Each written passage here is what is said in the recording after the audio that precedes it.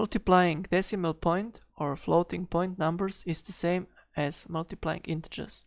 So we have 2.0 times 0.0, and if we change this, for example, to, let's say, 5.7, and we make a console.log, we can print this price variable.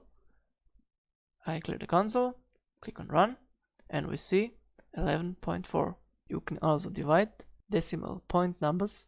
So in this case, I'm going to change this instead of 0.0 to, let's say, 8.4, and I'm gonna divide this.